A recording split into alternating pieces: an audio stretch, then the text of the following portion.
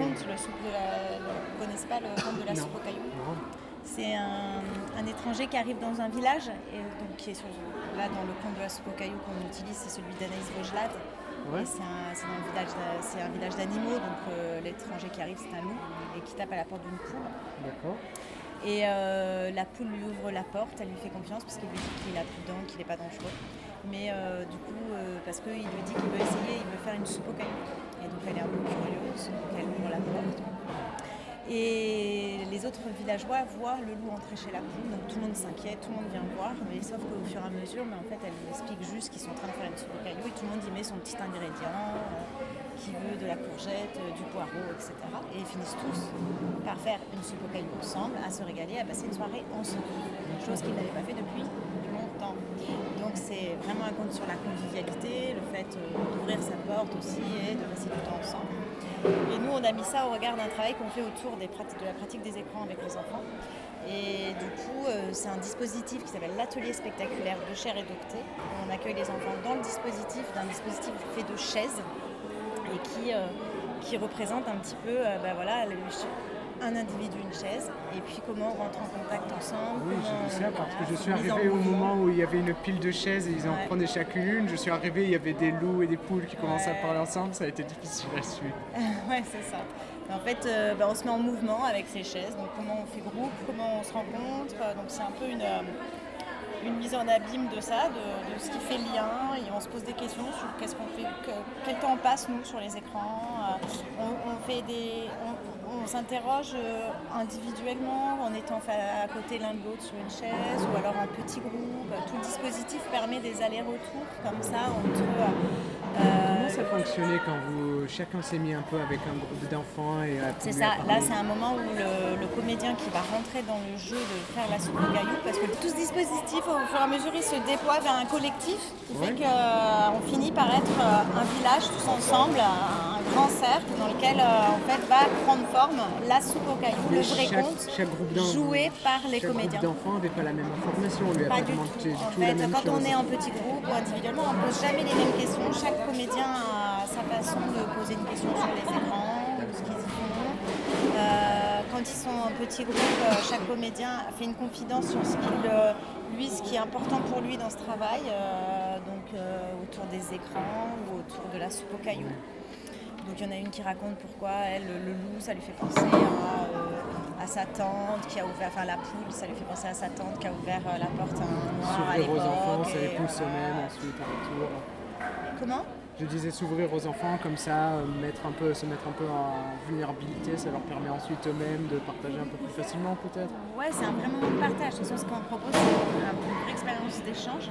Parce qu'en fait, ce travail, il peut aller de... Là, c'est vraiment la forme la plus courte, qui était en 50 minutes, mais ça, on a passé parfois 3 jours dans une classe avec les élèves. Et en fait, on fait ça peut être 1 heure à 3 jours. Et, parce que dans chaque endroit du dispositif, on peut l'ouvrir et le déployer en atelier d'écriture, en atelier théâtre, se mettre à jouer, les personnages, les trucs.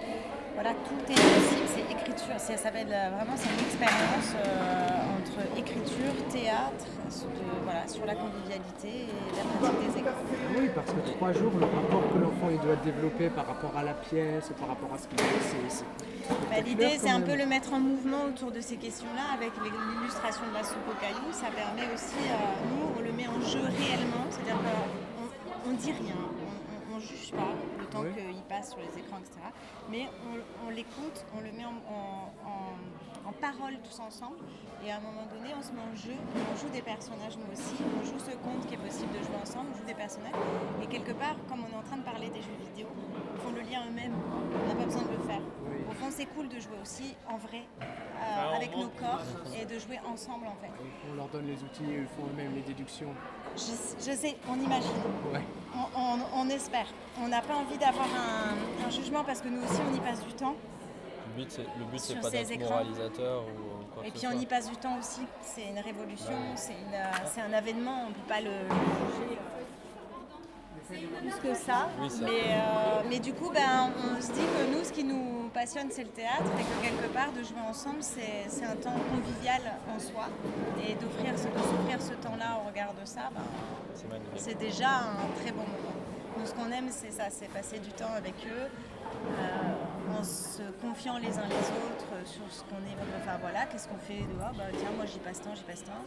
On a fait avec des adultes qui pensaient, entre guillemets, pas forcément se remettre en question et qui pensaient qu'ils avaient déjà un regard critique sur eux-mêmes et qui sont sortis de là en nous disant je me suis rendu compte que j'ai remarqué, vous avez intégré des parents, les maîtresses, oui, il y a même des intervenants de la Ligue. Voilà, c'est ça. Quand j'accueille le groupe, je demande aux adultes de vivre l'expérience autant que les enfants et de ne pas avoir un regard sur les enfants en tant que responsable des enfants. Je leur demande d'être responsables d'eux-mêmes et déjà de jouer le jeu autant que les enfants.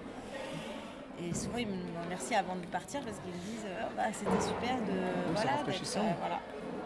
Parce qu'on est 4, je leur dis faites-nous confiance, c'est un dispositif, on est 4 à accueillir autant d'enfants, on sait le faire. Donc, voilà. Et vous intervenez sur demande des enseignants?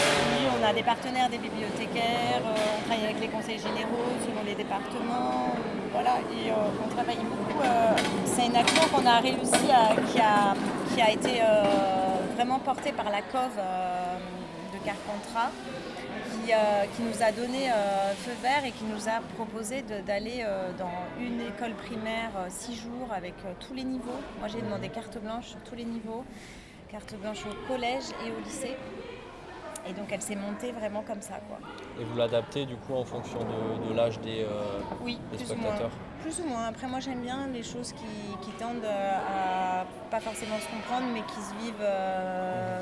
Donc par exemple là on n'a pas eu le temps mais normalement ça finit par un très beau poème soufi sur un comédien qui dit un poème qui n'a rien à voir avec l'expérience, avec ça. Mais du coup c'est un moment de grâce aussi où d'un coup moi je crois un petit peu à ça aussi, à des choses qu'on ne comprend pas forcément mais qui s'inscrit en nous par d'un coup il y a il y a un très très beau moment sur l'amour quoi, parce que aussi la convivialité c'est une question d'amour aussi quoi. Merci beaucoup.